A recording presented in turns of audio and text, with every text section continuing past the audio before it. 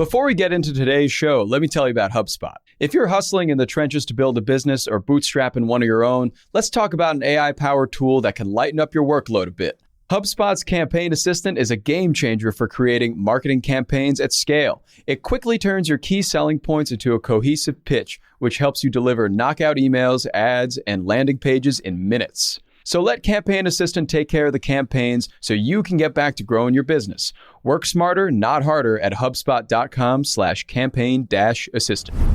Howdy, folks. It is Tuesday, March 21st. I'm Jacob Cohen here with Rob Litterst, and you're listening to The Hustle Daily Show.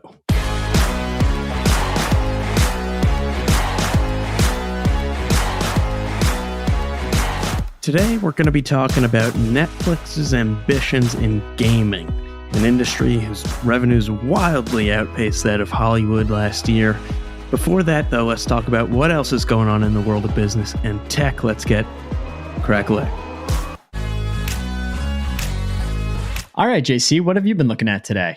Yeah, so the main thing I've been following have been Amazon's plans to lay off another 9,000 employees. This comes after laying off 18,000 employees over the last couple of months. You know, in a note, CEO Andy Jassy used language similar to language we saw Mark Zuckerberg use when he laid off thousands of employees recently. Things like leaner is better.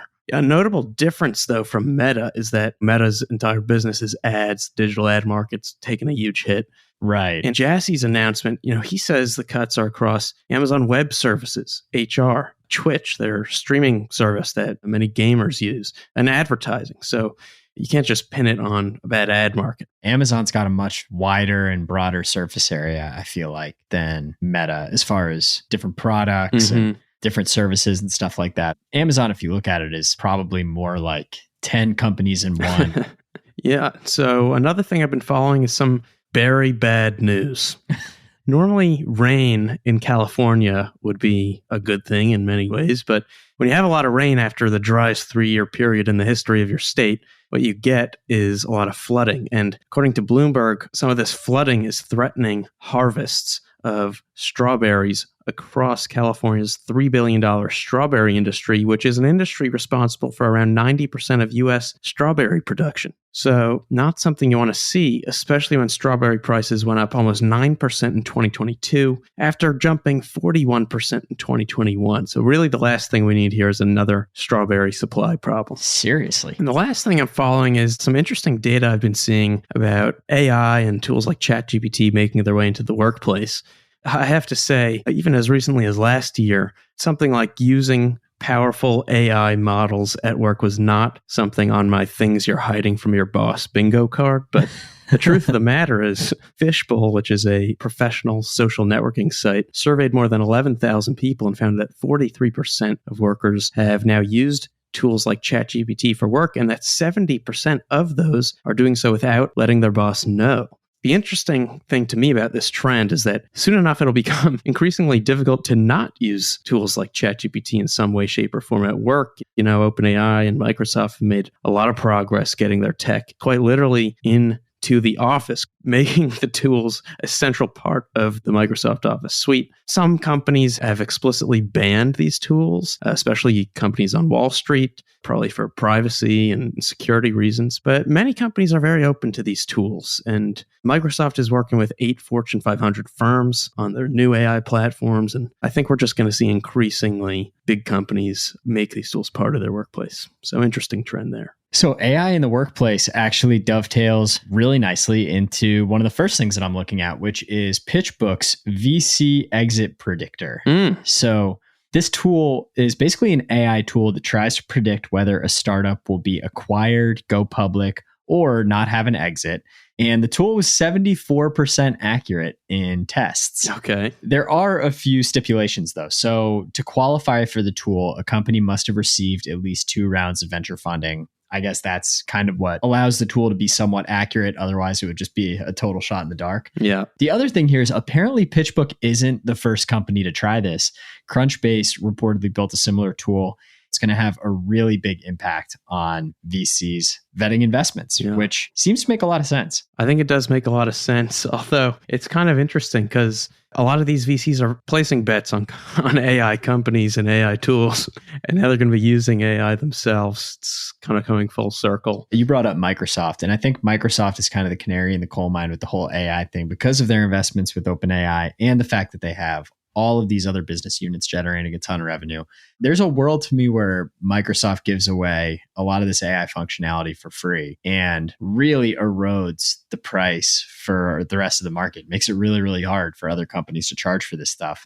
So it's going to be really interesting to see how that all pans out. For sure. The next cool thing that I've been checking out, IKEA is all in on drones. And apparently the company has about 100 autonomous inventory checking drones buzzing around its stores in Europe.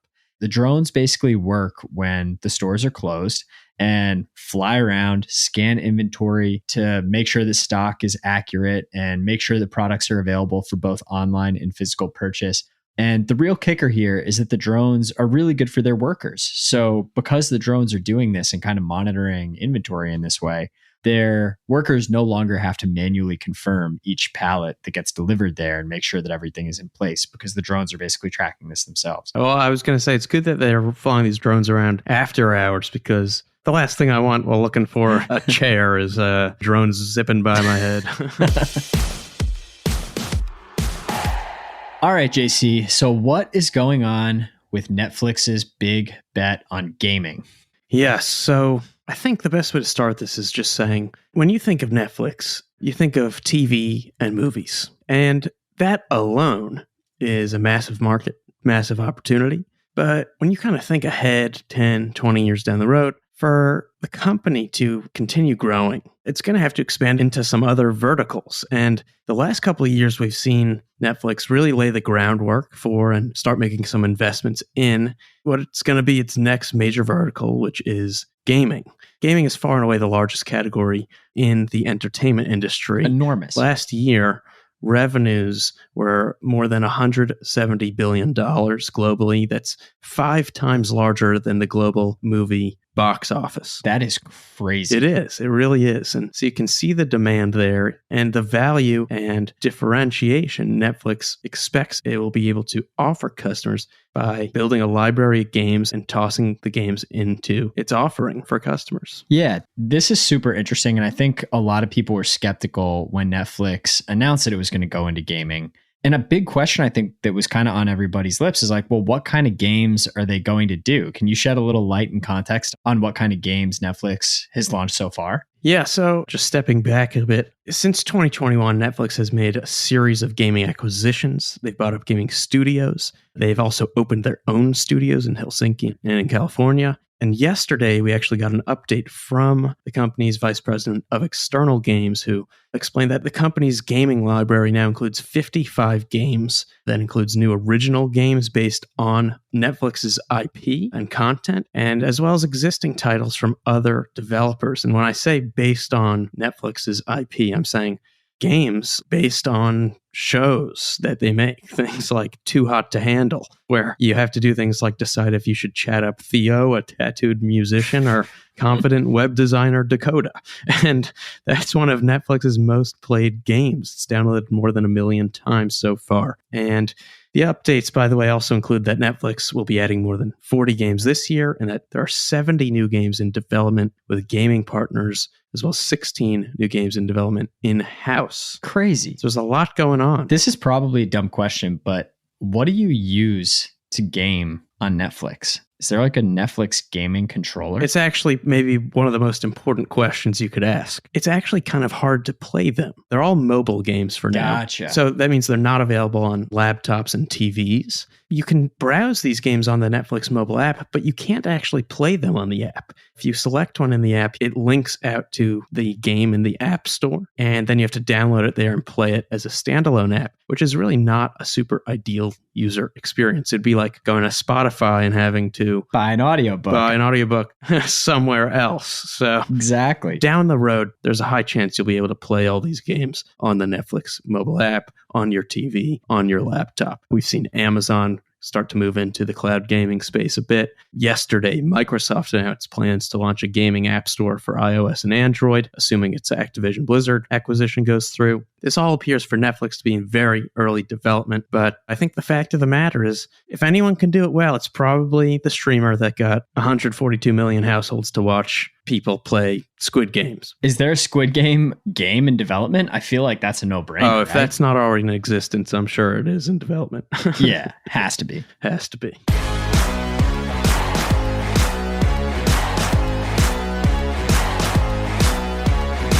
And bada bing, bada boom. That's going to do it for us today, folks. Thanks for tuning in to the Hustle Daily Show. We're a proud part of the HubSpot Podcast Network. Our editor today is Robert Harwood. Our executive producer is Darren Clarke. We've got a lot more tech and business coverage in our newsletter. If you're not subscribed, you can sign up at thehustle.co/email. Hope you have an awesome Tuesday.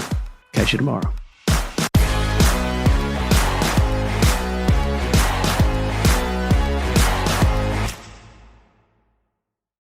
Hey guys, if you listen to the Hustle Daily Show on Google Podcasts, we want to let you know that the option will no longer be available pretty soon. Google is sunsetting its podcast app sometime in early 2024 in favor of YouTube Music, and we want to give you a heads up before it's too late, since that time's almost here. The Hustle Daily Show is available everywhere and anywhere that you listen to podcasts, like Apple Podcasts and Spotify. If you're using YouTube Music, we are there as well. If you're an Android fan, there are plenty of apps like Overcast, Pocket Casts, Player FM, and more. So just search for us wherever you decide to listen to your favorite podcasts.